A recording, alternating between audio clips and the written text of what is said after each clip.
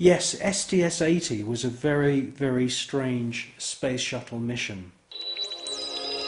What we see is a lot of activity. It can't all be put down to natural phenomena.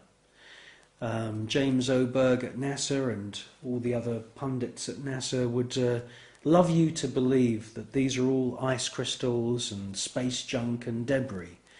Quite frankly, if there was that amount of debris, that sheer number of shooting stars flying around in close proximity to the space shuttle and the Mir space station, it would be not safe to put craft up into space.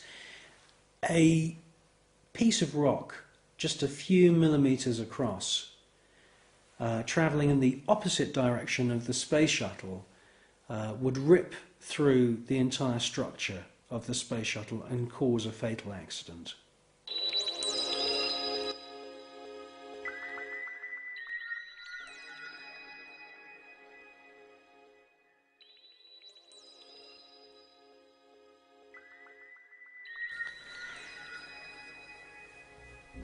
Well, people always say to me, you know, if there's extraterrestrials and if there's UFOs, why don't they make themselves known to us publicly? Well, I think with the space shuttle mission STS-80, that's exactly what they did do. You see objects which are out of focus, or they are transparent in some kind of way.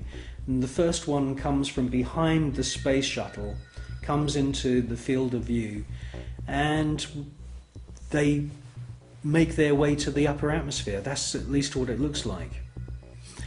It's joined by many others, and you get a kind of rough circular formation appearing. And then you get the piece de resistance, the last orb comes into the center of this formation, and as soon as it finds its position, it lights up. And then you can see a sort of dance of lights around this formation. Now, this suggests to me incredible intelligence. It suggests to me that they are saying, look at us, look how clever we are. And it's an astounding piece of footage.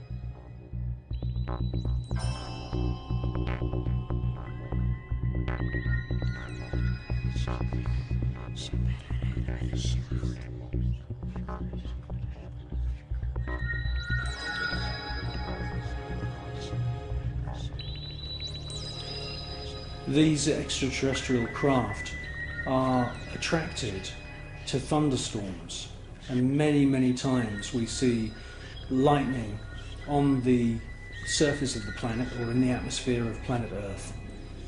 And as soon as these electric storms start, the UFOs swarm into the area. It's almost as if they're harvesting the electromagnetic energy within the atmosphere. And in actual fact, there are unseen forces in the atmosphere, etheric flows of what the German scientist Wilhelm Reich described as orgone energy. And it could be possible that these UFOs are sucking energy from these electric thunderstorms on planet Earth, and this is where they're getting their energy from. You should concentrate on the first object that appears, and you will see that it holds its position. Many TV stations have actually broadcast this STS-80 footage, but they only show you the few seconds of the large glowing orb coming from the lower atmosphere.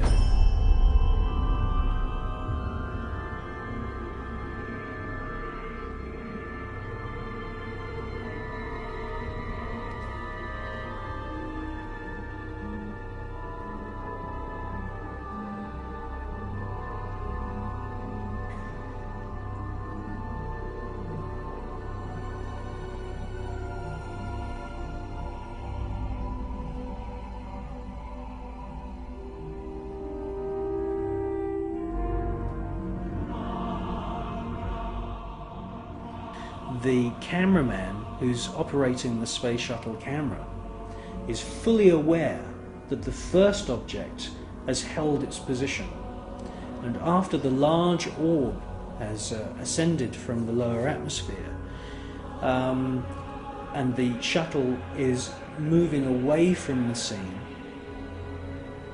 the cameraman is actually zooming in at the end of the sequence to double check the position of the first luminous orb, and it's a fascinating piece of video.